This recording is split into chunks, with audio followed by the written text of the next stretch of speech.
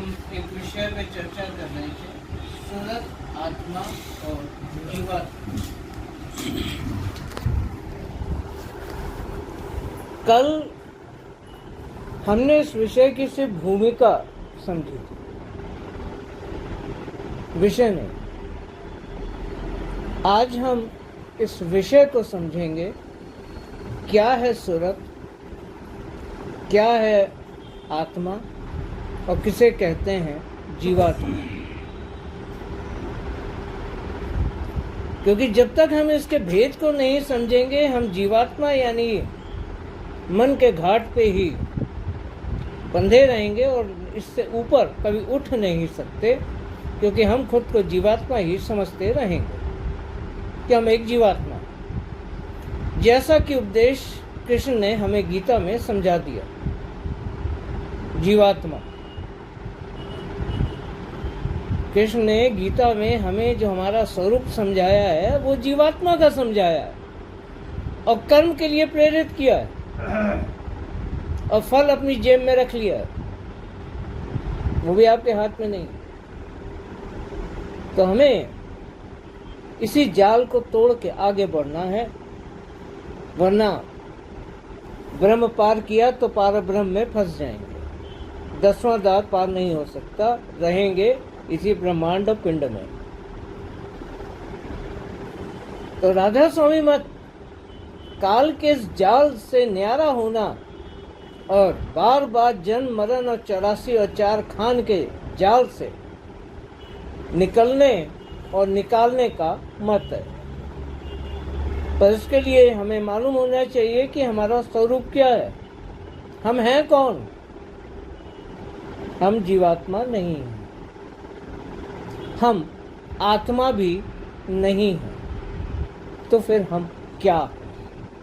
ये भेद सिर्फ राधा स्वामी मत हमें बताता है, इस मार्ग पे चलना सिखाता है और अनुभव के आधार पे हमें ज्ञाता बनाता है। स्वयं में स्वयं का अनुभव, स्वयं में स्वयं का अनुभव, तभी हम जान पाते हैं कि हम हैं क्या। यही आज का विषय है, सूरत, आत्मा और जीवात्मा। तो विषय थोड़ा गंभीर है, इसे सुनने से अधिक समझने की जरूरत है, विचार करने की जरूरत है, वचन को महसूस करने की जरूरत है अपने भीतर, तब समझ में आए। बहुत बारीक, बहुत ऊंचे घाट का, बहुत महीन चर्चा है।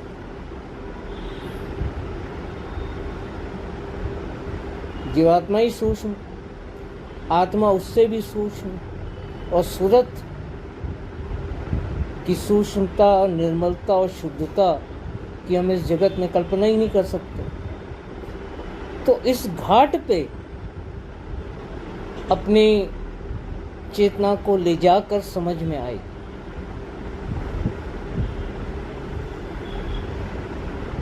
तो जैसा कि आज चर्चा का विषय है सूरत, आत्मा और जीवात्मा,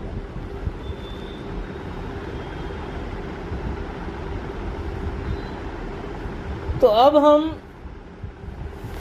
सूरत और आत्मा और जीवात्मा के भेद को जानने और समझने की कोशिश करेंगे कि आखिर इनमें फर्क क्या, अंतर क्या है। ये जो लोग कहते हैं ऊपर वाला सब एक है, वो महामूर्ख हैं, उन्हें कुछ पता ही नहीं है, गड्ढे में पड़े हुए हैं, उन्हें कुछ खबर ही नहीं है ऊपर की। तो ऊपर वाला सब एक है, कह दिया, छुट्टी पा ली। ऊपर वाला सब एक नहीं है, ऊपर सिर्फ एक है, दो है ही नहीं। पर उनको सब एक नजर आता है। यही उनकी मूर्खता है।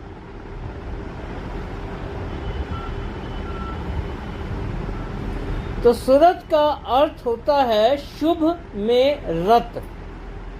सु यानी शुभ, कहते हैं ना सुप्रभात, यानी शुभ प्रभात। सु का अर्थ है शुभ। सूरत का अर्थ हुआ शुभ में रत। रत यानी मिली हुई, मर्ज। तो जो शुभ में मर्ज है वही सूरत है, और जो शुभ में मर्ज नहीं है वो सूरत नहीं है। सत्संग में बैठे हुए हर सत्संगी को हम सूरत नहीं कह सकते, सब जीव हैं। सूरत तो बड़े ऊंचे घाट पे बरामद होती है। न काल और निरंजन का प्रभाव, न शुद्ध न निर्मल माया की मिलावट, ये है सूरत। न काल और निरंजन का प्रभाव है, न ही शुद्ध या निर्मल माया की मिलावट है, वो है सूरत। तो क्या है वो? वह आत्मा या चेतना नहीं है। सूरत आत्मा या चेतना नहीं है। तो अगर चेतना भी नहीं है तो फिर सूरत का क्या रूप है? अगर वो चेतना भी नहीं है तो वह स्वतः चैतन्य चेत है, जिससे सब चैतन्य होता है और है। स्वतः चैतन्य, ये सबसे इंपॉर्टेंट पार्ट है।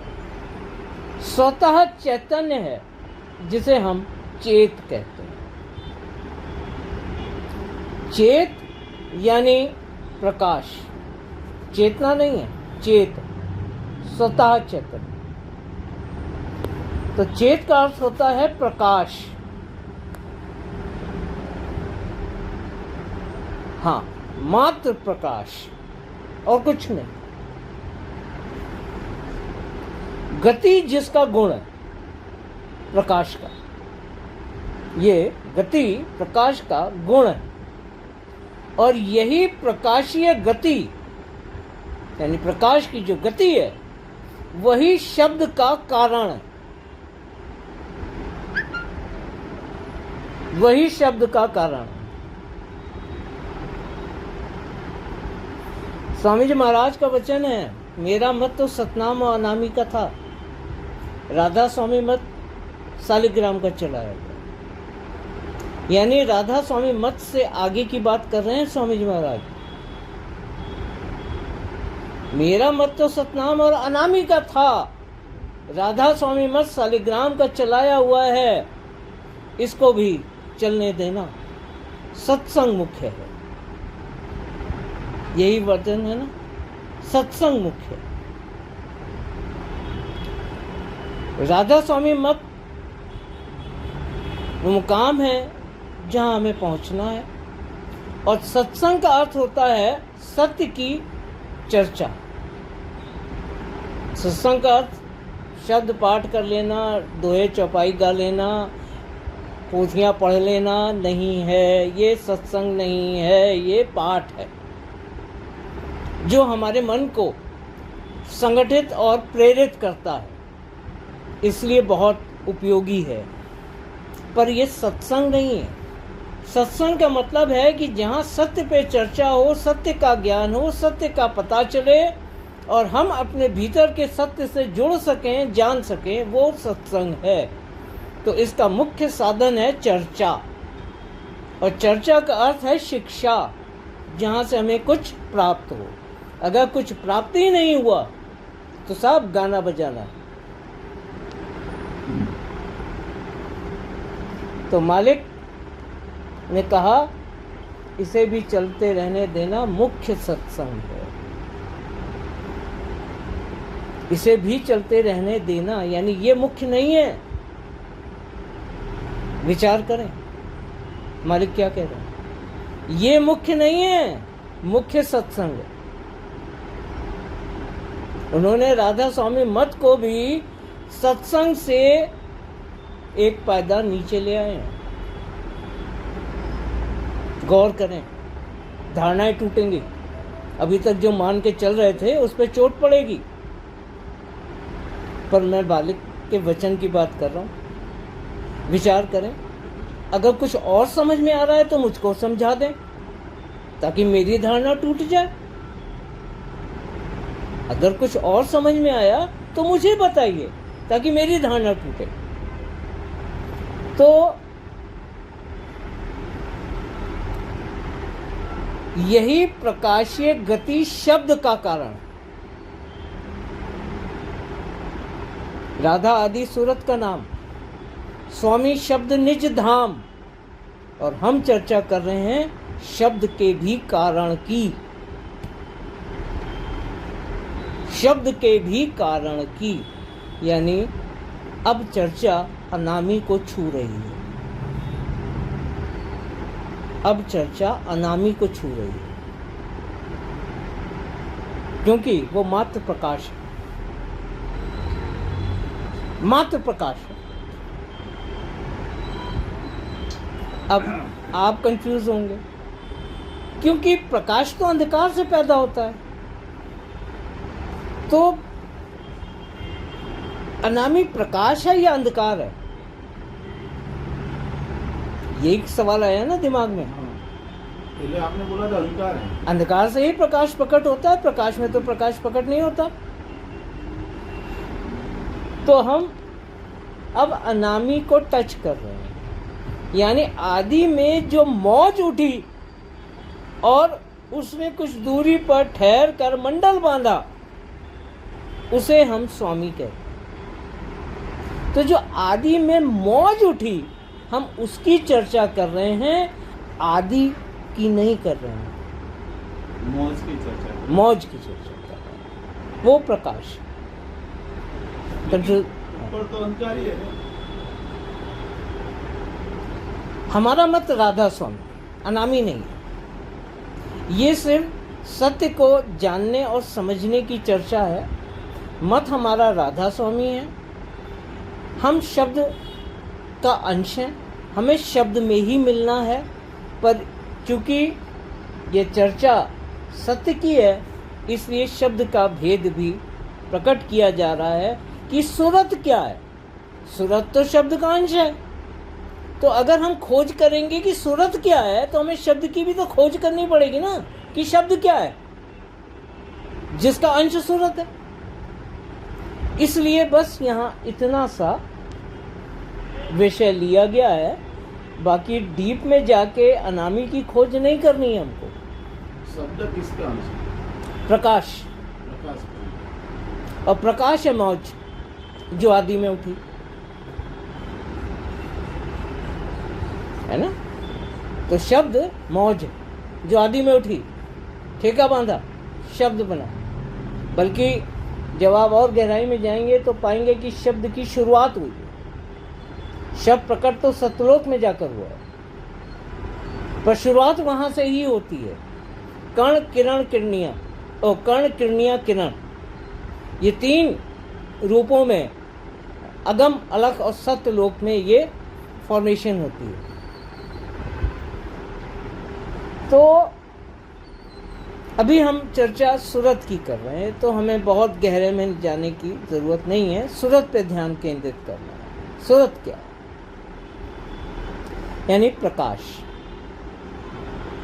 चेत। चेत का अर्थ है प्रकाश, और प्रकाश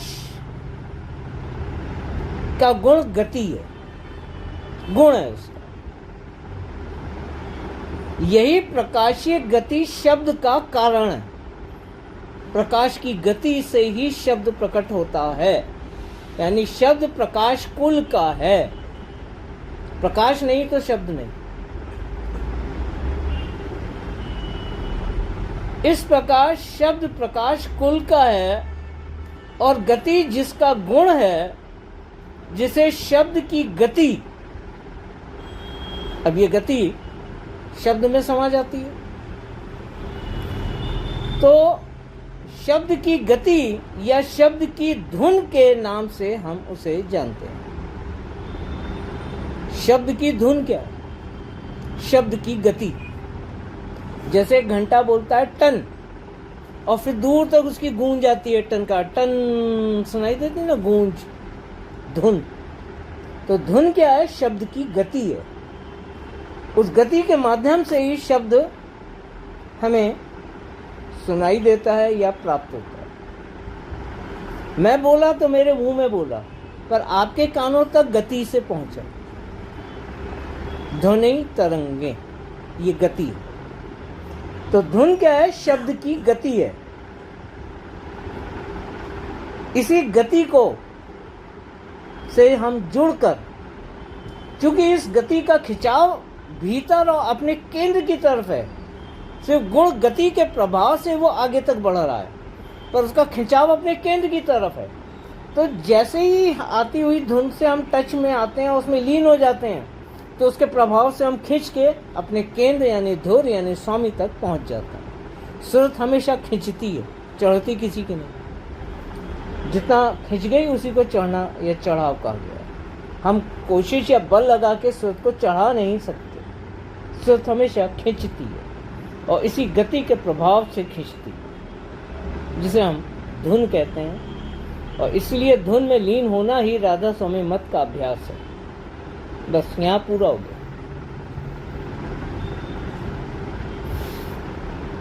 इस तरह प्रकाश अपने आप में भव है। एक नया शब्द बोल दिया, भव है। भव मतलब अक्सर संस्कृत में पंडित जी आशीर्वाद दे देते हैं, सुखानि भव, है ना। भव का अर्थ है जो है, जो था और जो हमेशा रहेगा। जिसे कहो सदा सुखी रहो, हिंदी में बोला सदा सुखी रहो, एवरलास्टिंग यानी भव। अब संस्कृत में कह दिया सुखानी भव, मतलब वही है, सदा सुखी रहो। सदा का मतलब आज भी, हमेशा। तो भव का अर्थ होता है जो है, हमेशा से था और हमेशा रहेगा। तो प्रकाश भव। भव का अर्थ होता है कि जो है सदा से है और सदा रहेगा, जिसका भाव गति है। अब एक जिसे हम कहते हैं ना प्रेम भाव है, ये भाव है, भाव कहाँ से पैदा होता है? कहते हैं आत्मा में भाव है। वो क्या है? प्रकाश। क्योंकि वो भव है। भव की गति जो है वही भाव है। जो तरंगे पैदा होती हैं हमारे भीतर, भाव पैदा होते हैं ना, वो गति है भव की, प्रकाश की। इसलिए भाव सिर्फ एक है, प्रेम, और कोई भाव नहीं होता, बाकी मिक्सिंग है।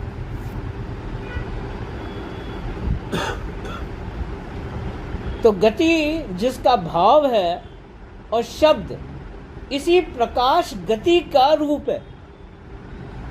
तो शब्द क्या है? अगर शब्द की हम विवेचना करें कि शब्द क्या है, तो वो प्रकाश गति का रूप है। उसके अंदर प्रकाश और गति है। तो प्रकाश कारण, गति सूक्ष्म, शब्द स्थूल, प्रकट हो गया ना। तो इस तरह से शब्द में गति और गति प्रकाश, ये शब्द का रूप है और यही सूरत का रूप है, क्योंकि वो शब्द की अंश है। अंश मतलब हम जौहर, जो सामर्थ्य और गुण शब्द में है वही सूरत में है। थोड़ी आस्था, विश्वास,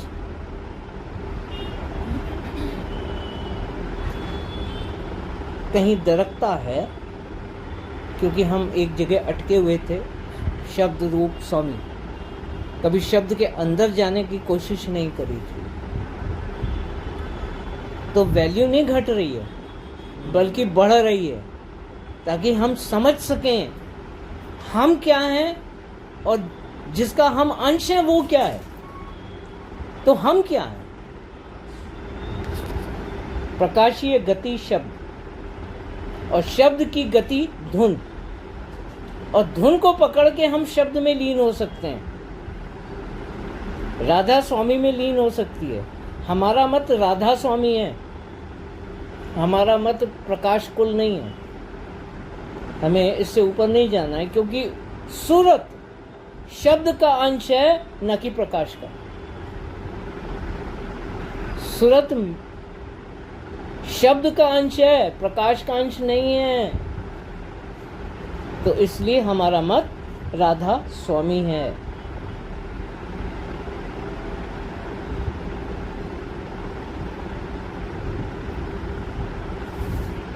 तो शब्द इसी प्रकाश गति का रूप है, और इसी शब्द रूप स्वामी की अंश स्वरूप, शब्द रूप स्वामी की अंश स्वरूप सूरत, छाया, ट्रू कॉपी, ओरिजिनल नहीं है। ओरिजिनल तो स्वामी है। गति के प्रभाव से शब्द की जो लहर, अब इस गति के प्रभाव से शब्द की जो लहर धुन या तरंग बनकर उठती है और हमें अपनी ओर आकर्षित करती है, क्योंकि उसमें खींच शक्ति है अपनी ओर खींचने की, तो अपनी ओर आकर्षित करती है। तो यही खिंचाव शक्ति है, खींच शक्ति, जिसे हम आकर्षण के नाम से जानते हैं, और जिसका प्रकट स्वरूप प्रेम है। प्रकट स्वरूप उसका प्रेम है, इस खींच शक्ति का। प्रेम में आकर्षण होता है, अपनी ओर खींचता है, तो बड़ा जबरदस्त खींचता है, बेचैन कर देता है। घंटों कॉलेज के गेट के बाहर खड़े रहते हैं, बस एक शक्ल दिख जाए, पागल बना देता है। इतनी पावरफुल शक्ति है प्रेम। तो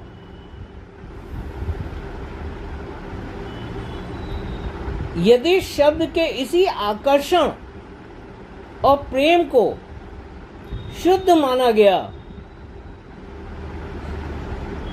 जो ये आदि शब्द है, आदि शब्द, उसके इसी आकर्षण और प्रेम को शुद्ध माना गया है, और इस तरह परमात्मा और प्रेम को एक रूप माना गया है। परमात्मा,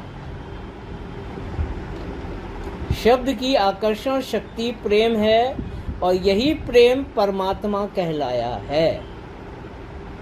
तो परमात्मा को प्रेम रूप माना गया है। परमात्मा ही प्रेम है, प्रेम ही परमेश्वर है, परमेश्वर का रूप प्रेम है। बचपन से सुनते चले आ रहे। तो शब्द नहीं है, प्रेम है, आकर्षण है, अपनी ओर खींचता है और अपने में मिला लेता है, आगे नहीं जाने देता, शब्द तक नहीं पहुंचने देता। इसे ही शुद्ध माया ब्रह्म कहा गया। प्रेम को ही शुद्ध माया ब्रह्म कहा गया है। और फिर इसके मलिन रूप सामने आते हैं। शुद्ध माया ब्रह्म से नीचे निर्मल माया ब्रह्म, और निर्मल माया ब्रह्म के नीचे सबल माया ब्रह्म या मलिन माया ब्रह्म, जिससे ये स्थूल जगत की रचना हुई। तो ब्रह्म के भी तीन रूप। तो जो प्रेम है, ये शुद्ध माया ब्रह्म है। यहाँ ये जानना और समझना जरूरी है कि सूरत शब्द रूप स्वामी की अंश है, प्रेम रूप परमात्मा की नहीं। सूरत शब्द रूप स्वामी की अंश है, प्रेम रूप परमात्मा की नहीं। और जो आत्मा है वो प्रेम रूप परमात्मा के अंश है, वो शब्द का अंश नहीं है। तो अभी हमने समझा कि सूरत क्या है। अब बात करते हैं आत्मा की। यही विषय ना, सूरत, आत्मा, पर जीवात्मा। तो अब बात करते हैं आत्मा की। आत्मा का भी वही स्वरूप है जो कि परम आत्मा का है। जैसे सूरत के अंदर प्रकाश और गति है, वैसे ही आत्मा का भी वही स्वरूप है जो कि परमात्मा का है, क्योंकि हर आत्मा परम आत्मा का अंश रूप है, जैसे सूरत शब्द का। अंश कहने से अर्थ ये नहीं है कि आत्मा परम आत्मा से अलग हुआ कोई टुकड़ा है, पर यही कि एक आत्मा के भी वही प्रभाव और गुण हैं जो कि परम आत्मा का भाव है। वही आत्मा का भाव है, वही गुण है। जैसे सूर्य और उसकी किरण और धूप में जो ऊष्मा या गर्मी है वह सूर्य की ही गर्मी है। सूर्य की उपस्थिति धरती पर हमें सूर्य की किरण, धूप और ऊष्मा के रूप में प्राप्त होती है, पर सूर्य धरती पर उतर के नहीं आता। ऐसे ही आत्मा और परमात्मा है, ऐसे ही सूरत और शब्द।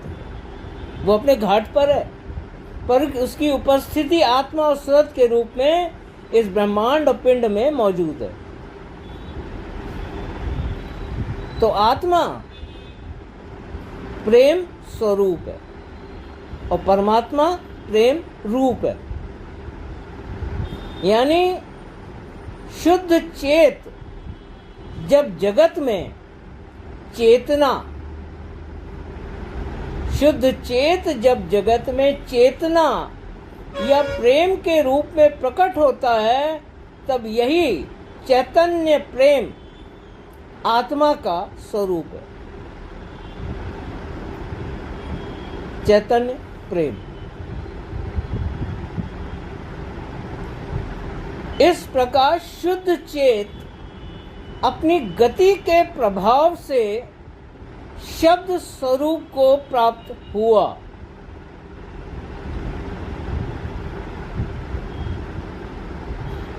और शब्द से जो लहर या धुन उठी, इसे ही हम अंतर में उठने वाले भाव कहते हैं।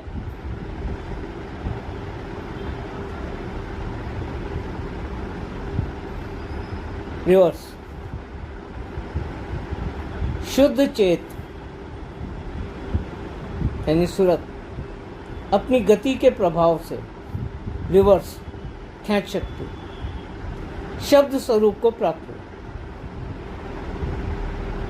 अब इसको उलट के समझ।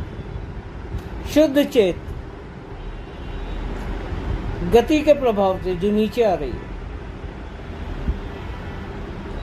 शब्द स्वरूप, रूप नहीं स्वरूप को प्राप्त हुआ, यानी सूरत बन गया।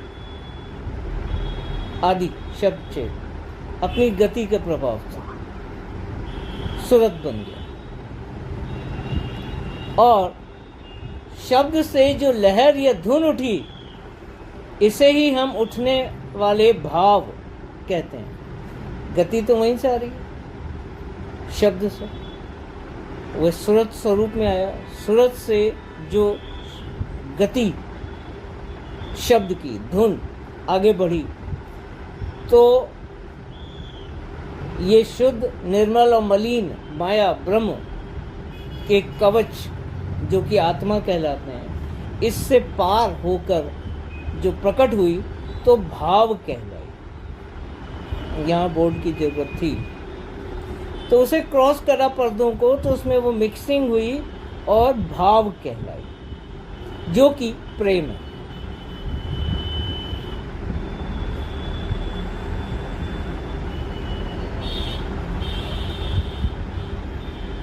तो शब्द से जो लहर या धुन उठी, इसे ही हम अंतर में उठने वाले भाव कहते हैं, और प्रेम स्वयं में भाव मात्र ही है। तो भाव क्या है? जो हमारे अंदर प्रेम पैदा होता है, प्रेम प्रकट होता है, वही भाव है, वही उस शब्द की धुन है। इस प्रकार चेत से भाव तक का विकास क्रम ही एक आत्मा का देह में वास्तविक स्वरूप है। तो आत्मा का स्वरूप क्या है? भाव,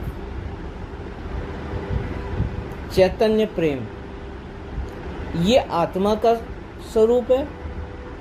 प्रकाशमय गति शब्द या सूरत का स्वरूप है, और चैतन्य प्रेम ये आत्मा का स्वरूप है।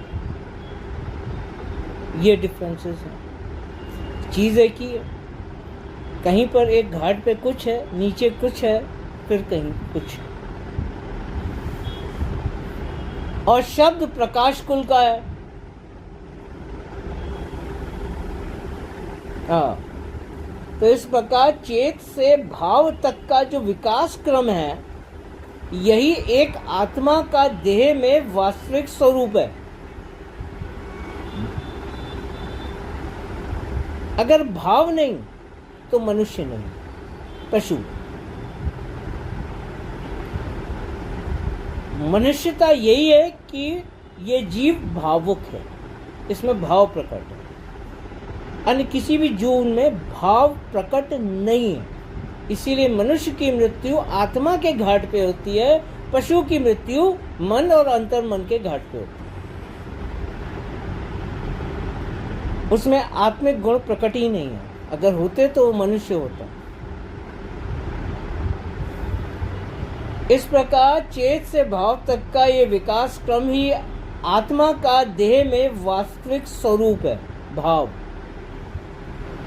और भाव शब्द की चेतना का विकास व शब्द चेत का स्वरूप है। भाव कहाँ से आया? तो जो भाव है वो प्रकाश कुल का है,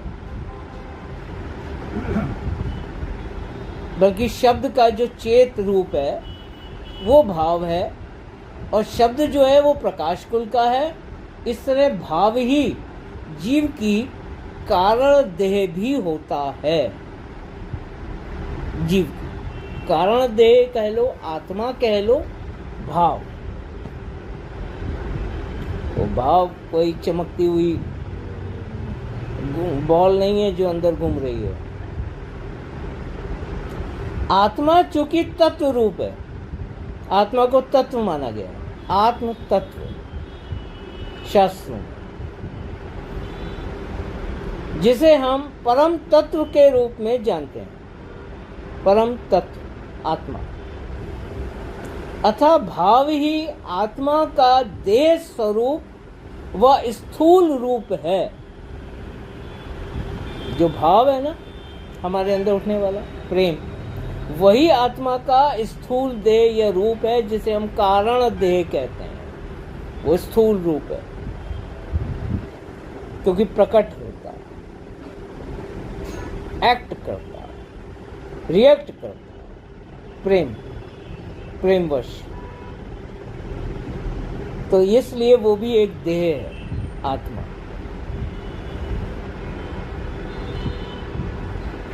अतः भाव ही आत्मा का देह स्वरूप और स्थूल रूप है, और शब्द धुन आत्मा का सूक्ष्म रूप। उसके भीतर है ना, अंतर के अंतर्गत। तो आत्मा तो हो गई स्थूल, शब्द धुन हो गई आत्मा का सूक्ष्म रूप और चेत यानी शब्द, यही आत्मा का कारण है। आत्मा का कारण शब्द, सूक्ष्म धुन, प्रकट भाव, स्थूल। तो ये आत्मा का स्वरूप है। आत्मा क्या है? उसके अंदर क्या है? धुन और शब्द।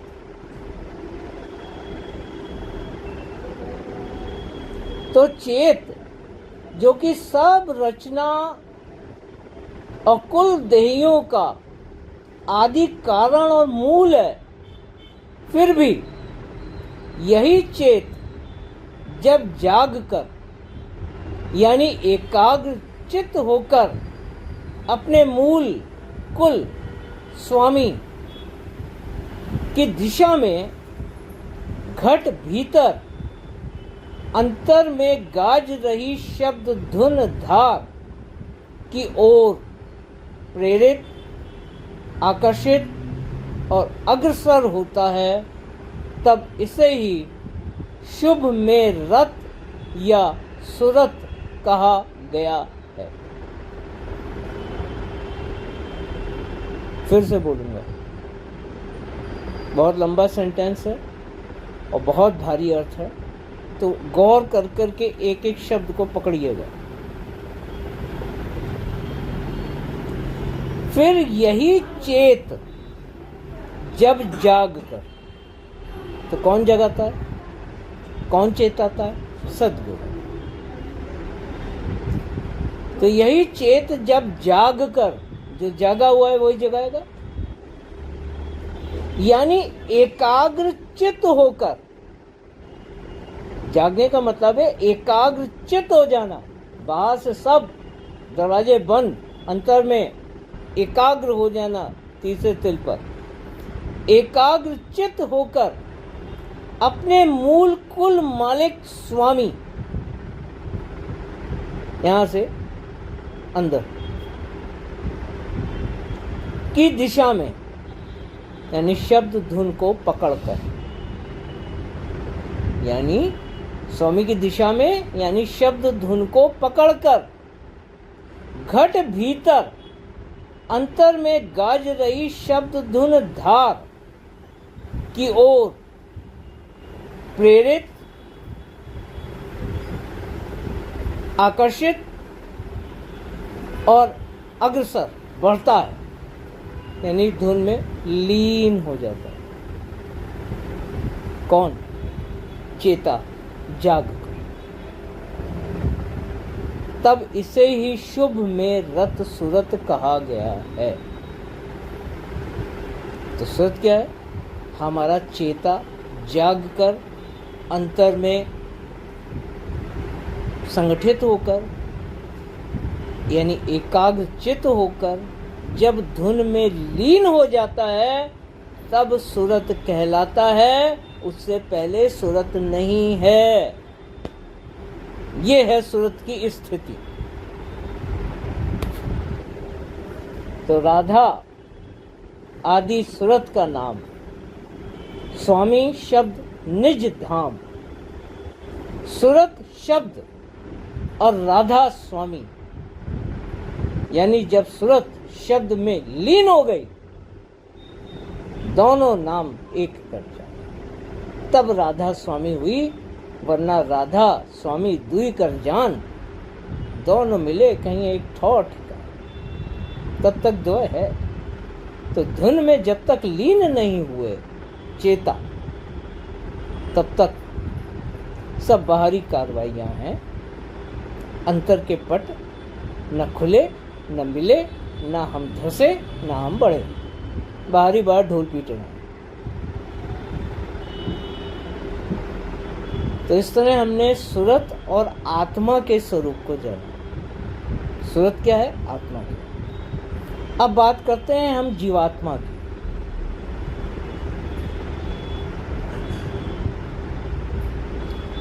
जीवात्मा का स्वरूप यह है कि जब परम तत्व भाव रूप में प्रकट होता है आत्मा, तब जीव के प्रारब्ध में निहित कामनाएं, यानी जीव का जो प्रारब्ध है उसमें जो कामनाएं संस्कार बन के धसी हुई हैं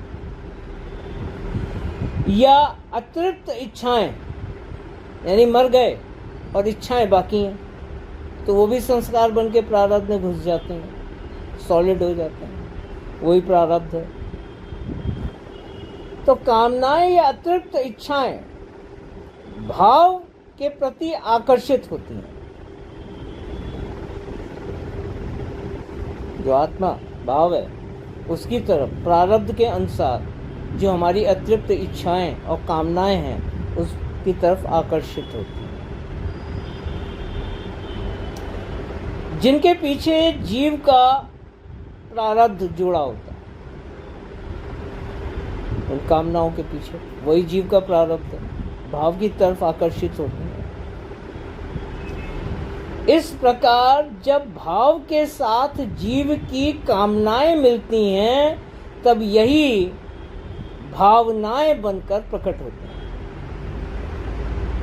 भावना, उसमें हमारी कामनाएं, इच्छाएं, लालसाएं होती हैं। भावना अच्छी भी हो सकती है, सांसारिक दृष्टि से बुरी भी हो सकती है। तो ये कामनाएं और भाव मिलकर भावनाएं बनती हैं। यही भावना जीव की सूक्ष्म देह का पहला स्तर है। ये तो कामनाएं प्रारब्ध अलग था, भाव चैतन्य आत्मा अलग थी, अब ये मिल गए, भावनाएं बनी। तो ये जो सूक्ष्म देह है, आत्मा तो कारण देह, अब ये सूक्ष्म देह की पहली खोल परत इसके नाई। और चूंकि भावनाएं सीधे तौर पर जीव के प्रारब्ध से जुड़ी होती हैं, अतः प्रारब्ध के अनुसार ही जीव की प्रकृति यानी नेचर का निर्माण होता है, जो कि आगे चलकर दैहिक विकास क्रम में जीव की स्थूल देह यानी जून के रूप में प्रकट होता है। प्रारब्ध के अनुसार ही देह मिलती है। जानवर बनोगे, चिड़िया बनोगे, घोड़ा बनोगे, क्या बनोगे, पर उस देह के बनने के पहले भी ये प्रक्रियाएं कहीं ऊंचे त्रिकुटी के कारखाने में हो रही हैं, जहाँ देह का निर्धारण हो रहा है। तो ये प्रक्रिया त्रिकुटी के कारखाने में हो रही है, यहाँ नहीं हो रही है। इसके अनुसार देह मिलेगी। तो जून के रूप में प्रकट होता है। इस प्रकार प्रारब्ध के अनुसार ही जीव की जून, आयु, स्थिति और वातावरण का निर्धारण होता है। प्रारब्ध के अनुसार ही जीव की जून, किस जून में जाएगा, कितनी आयु पाएगा, किस स्थिति में पैदा होगा दैहिक रूप से, और किस वातावरण में जन्म मिलेगा। ये चार चीजों का निर्धारण प्रारब्ध के अनुसार होता है। इसे ही विधि का विधान कहा गया है। तो ये प्रक्रिया त्रिकुटी के कारखाने में हो रही है। यहाँ तो जन्म हो रहा है पिंड में, यहाँ तो जन्म हो रहा है, उतनी आयु लेके उस जून में, उतना वातावरण, उस स्थिति में। इसे ही विधि का विधान कहा गया है। किसी भी जीव के जीवन में उसकी प्रकृति का बहुत महत्वपूर्ण प्रभाव पड़ता है। नेचर, कुदरत का नहीं है। किसी भी जीव के जीवन में उसकी प्रकृति का बहुत महत्वपूर्ण प्रभाव पड़ता है, जो कि किसी भी दो जीवों में कभी एक नहीं होती। दो जीवों में एक होती ही नहीं। इसके कई उदाहरण दे चुका हूं। जुड़वा जीवों में भी नहीं। अगर जुड़वा मनुष्य भी पैदा हुए हैं, भाई बहन या भाई भाई, तो उन दोनों का नेचर अलग होगा। बहुत से जानवर हैं एक बार में 2, 4, 6, 8, 10 सैकड़ों अंडे और बच्चे देते हैं। सबका नेचर अलग होता है। तो जुड़वा में भी एक नहीं होता। तो भावनाएं जो कि कारण और स्थूल देह की गांठ या बंधन है, भावनाएं, आत्मा और सूक्ष्म देह, ये आपस में बंधी किससे? भावनाओं से। तो इधर से भाव और इधर से कामनाएं मिली, गांठ लग गई भावना की। तो कारण और सूक्ष्म देह की गांठ या बंधन है भावनाएं, और प्रारब्ध के अनुसार जीव की प्रकृति का निर्माण होता है।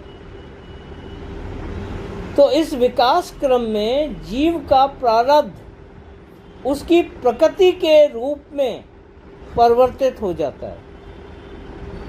हमारा प्रारब्ध हमारे नेचर के रूप में परिवर्तित हो गया।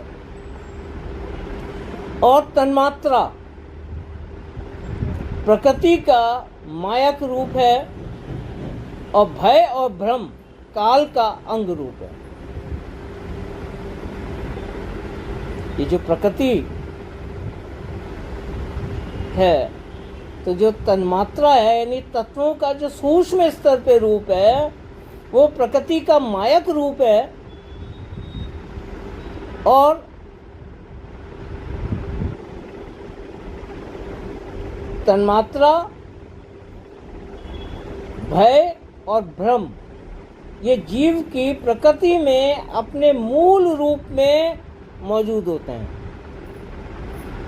तन्मात्रा, भय और भ्रम, ये भय और भ्रम काल का अंग है, और तन्मात्रा माया का अंग है।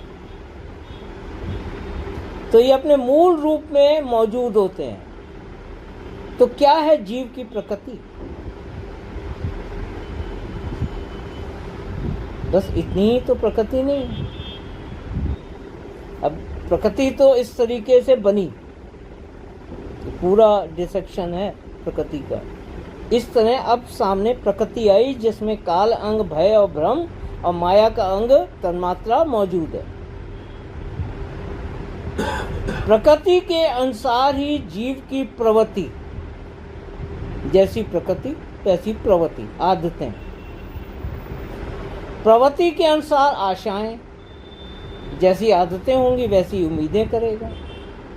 आशाओं के अनुसार विश्वास, जैसी मेरी उम्मीद वैसा मेरा विश्वास कि ये काम हो सकता है, हो जाएगा। और विश्वास के अनुसार ही जीव की इच्छाओं का विकास होता है। जैसा मेरा विश्वास कि ऐसा हो सकता है, वैसी इच्छाएं मेरे अंदर पैदा होंगी। तो प्रकृति से प्रवृत्ति, प्रवृत्ति से आशा, आशा से विश्वास, विश्वास से इच्छा, ये एक डेवलपमेंट है जिसे अंतर्मन या चित्त कहा। अब जब कहा जाता है एकाग्र चित्त होकर, तो बात मन की नहीं, अंतर्मन की जाती है। और उसमें हमारी प्रकृति, प्रवृत्ति, आशाएं, विश्वास और इच्छा सब जुड़ जाता है। इसे चित्त कहते हैं। और यही प्रकृति से लेकर इच्छाओं तक का जो विकास क्रम है, प्रकृति, प्रवृत्ति, आशा, विश्वास, इच्छा, ये जो डेवलपमेंट है, इसे ही जीव कहा गया। ये है जीव का स्वरूप, ये जीव है।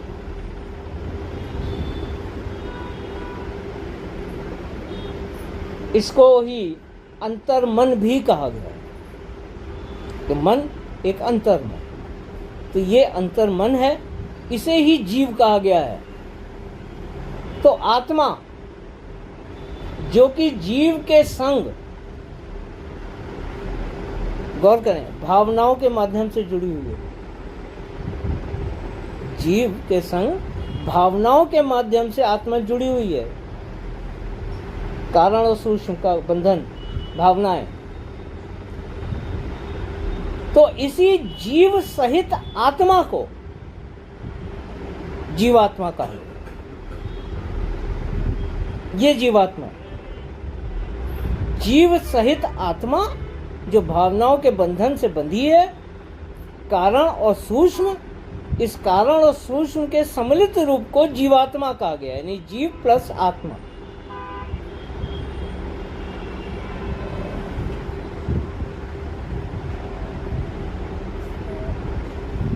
और यही एक सूरत आत्मा और जीवात्मा का मूल भेद है कि सूरत क्या है, आत्मा क्या है, जीवात्मा क्या है।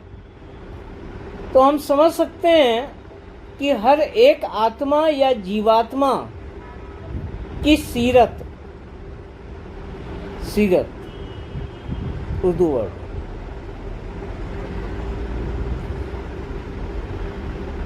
हर एक आत्मा या जीवात्मा के प्राकृतिक गुण, सीरत, प्राकृतिक गुण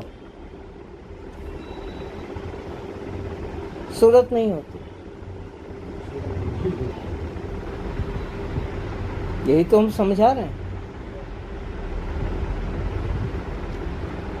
आत्मा और जीवात्मा के प्राकृतिक गुण सूरत नहीं है।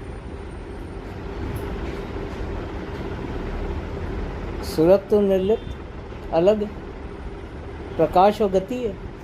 प्रकाश और गति में लीन को होकर ही प्राप्त होती है। तो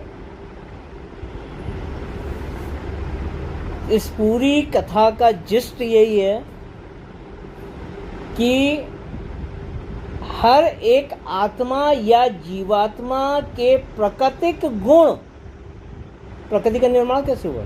प्रारब्ध से, कामनाओं से, वासनाओं से। ये सूरत के गुण नहीं है।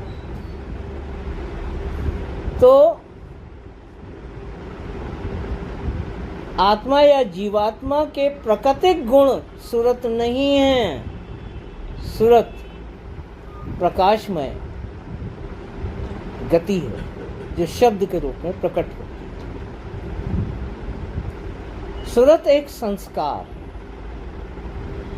सूरत क्या है?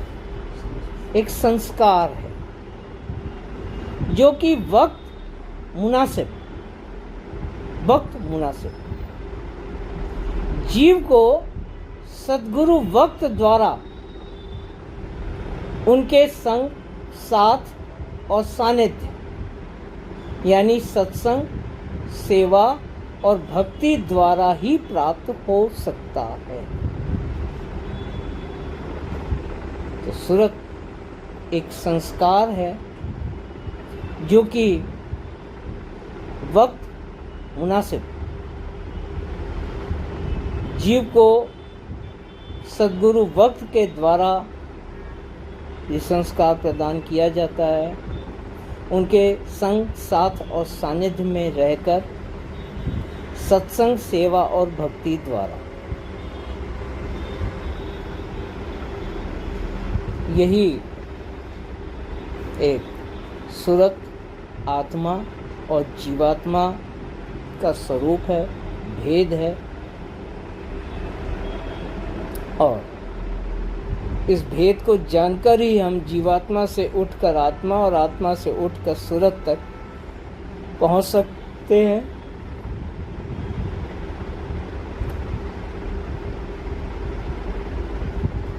सत्यदेश में न प्रेम काम आता है, न भक्ति, न सेवा।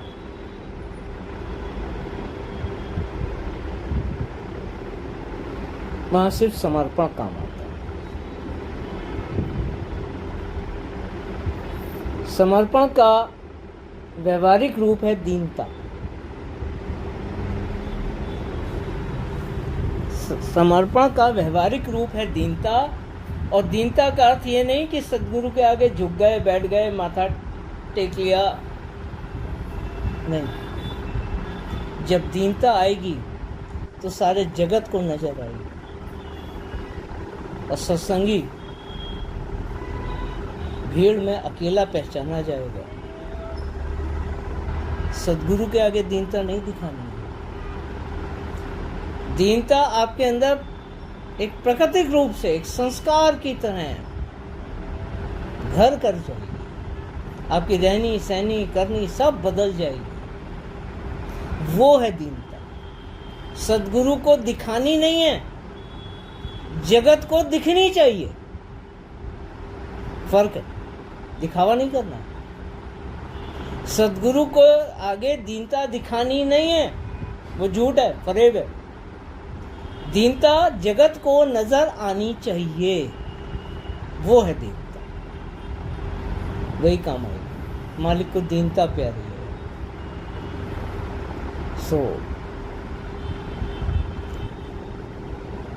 अगर दीनता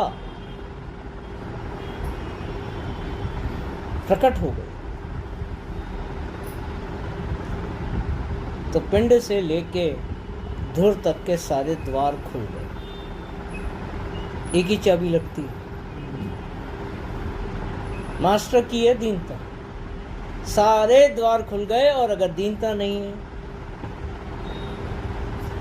बुद्धि से कहीं तक पहुंचेंगे, ज्ञान से कहीं तक पहुंचेंगे, अनुभव से कहीं तक पहुंच जाएंगे। धुर नहीं, धुर के द्वार नहीं खुले ज्ञान से भी नहीं खुले ना। ज्ञान का घाट क्या है ब्रह्म? ज्ञात का घाट क्या है? ज्ञात का घाट कहाँ है? महाशून्य। इसके आगे ज्ञात नहीं है। भंवर गुफा में ज्ञात नहीं है। समर्पण, दीनता, समर्पण।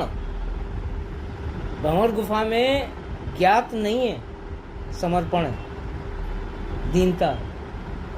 और दीनता के बिना समर्पण नहीं हो सकता। तो भंवर गुफा में समर्पण है, वही परीक्षा होती है। समर्पण की परीक्षा भंवर गुफा में होती है। उसमें फेल हो गए तो बस वहीं अटक जाते हैं, गोल गोल। वहां ज्ञात नहीं है, समर्पण की परीक्षा।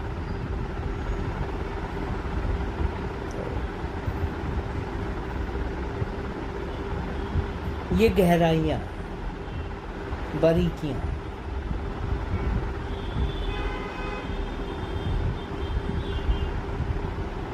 आप सबके आगे इसलिए इतनी बारीकियां बोलता हूं कि मेरे बाद आप ही लोगों ने इस बारीकियों को बताना है। आज आपको पता होगी तो कल आप बताओगे। और हमको यही सिलसिला आगे बढ़ाना है। गंभीरता से राधा स्वामी मत को जीव के उद्धार का मत है। आसान चीज नहीं है। जन्म जन्म रही भूल में नहीं पाया भेदा। 4 खान 84 में न जाने क्या क्या बने, पैदा हुए मरे। आज ये अवसर मिला कि मनुष्य जन्म और राधा स्वामी मत मिला। इसे भी अगर बाहरी बातों में गंवा दिया तो फिर वही 4 खान 84।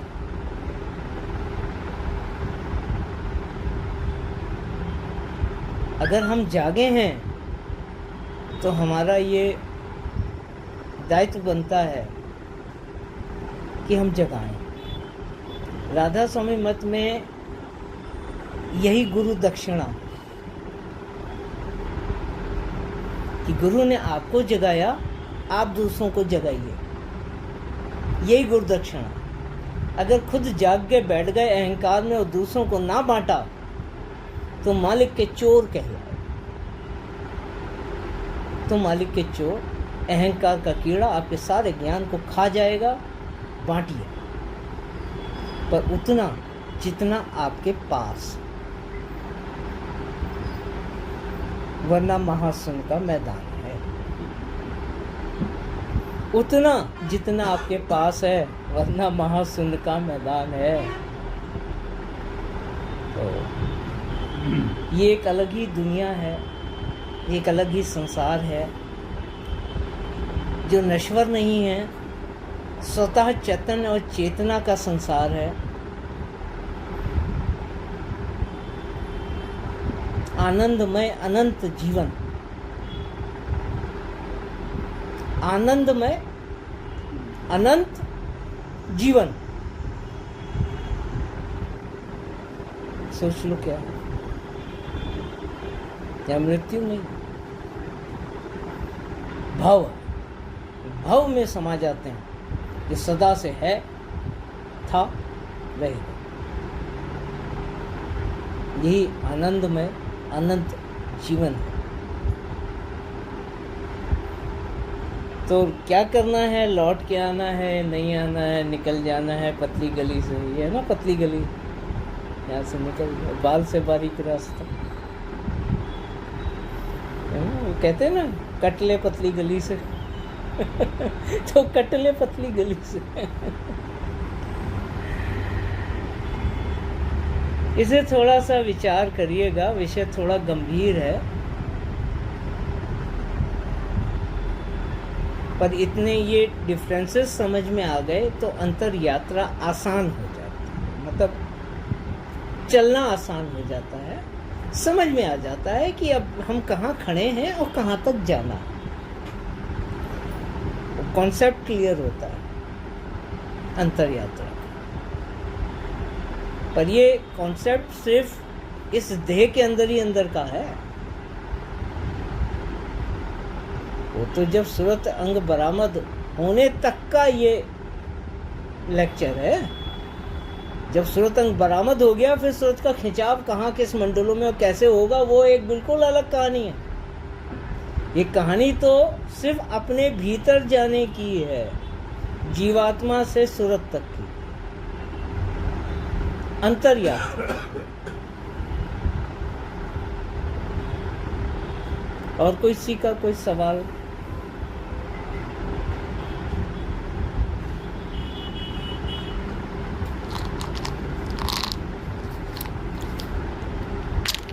इसीलिए इसको कल, आज के लिए टाल दिया था, कल पॉसिबल ही नहीं था।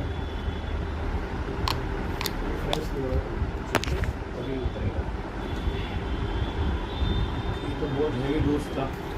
ये आज वाला बहुत हैवी डोज है। इतना सारा घुसाना तो मुश्किल है। आपको आपके अंदर तक घुसेड़ना और बताना कि जीवात्मा क्या है, आत्मा क्या है और आप सूरत क्या है,